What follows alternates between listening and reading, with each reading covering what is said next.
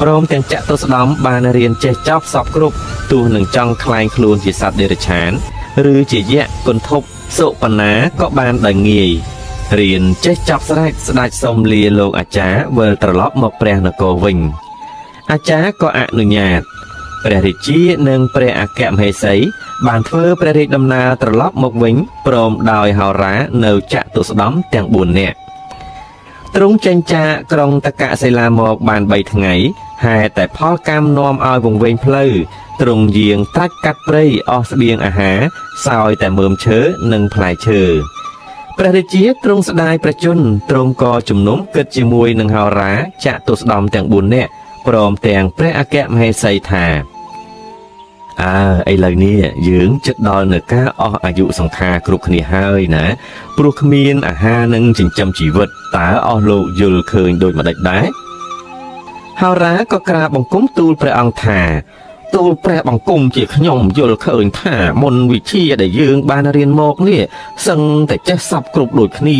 ហេតុនេះបើកាឡាខ្លួនជាសត្វខ្លាធំហើយនឹងចាប់សត្វឯទៀតធ្វើជាអាហារទម្រាំតែទៅដល់ព្រះនគរសឹមកាឡាខ្លួនជាមនុស្សវិញក៏បានក្រាបទូលព្រះរាជាព្រះមហេសីនៅចតុស្ដំក៏ព្រមតាមហោរាទ្រង់មានព្រះបន្ទូលសួរថាឥឡូវនេះរូបខ្លាទាំងមូលនេះលោកណាត្រូវកាឡាខ្លួនធ្វើជាអ្វីទៅចតុស្ដំសុំធ្វើជាជើងខ្លាទាំង4ហោរាសុំធ្វើជាកន្ទុយព្រះអគ្គមហេសីសុំធ្វើជាខ្លួនខ្លារូបខ្លាទាំងមូលនេះឃើញនៅសល់តែក្បាលគឺតួព្រះមហាក្សត្រជំនុំរួចស្រេចក៏សូត្រមន្តវិជាការកាឡាខ្លួនកើតជាភ្ជាខ្យរាជគឺស្ដេចខ្លាបានដោយសេចក្តីប្រាថ្នា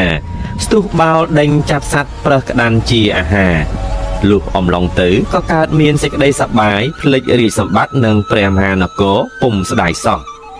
ហេតុនេះបានជាសត្វខ្លាមានកម្លាំងជាងសត្វឯទៀតហើយសត្វខ្លានេះកាលនឹងចាប់សត្វជាអាហារគឺដឹងដោយសារកន្ទុយជាមុនព្រោះជាហោរាដងខ្លួនដែលទន់ភ្លន់គឺព្រះអគ្គមហេសីជាសត្រីភាពឯក្បាលដែលមើលឃើញសម្បើមអស្ចារ្យគឺតួអង្គព្រះមហាក្សត្រដែលមានមហិទ្ធិឫទ្ធិជាងគេទាំងអស់ឯជើងទាំង4ដែលមានកម្លាំងខ្លាំងហើយមានក្រចកមុតគឺចតុស្ដំ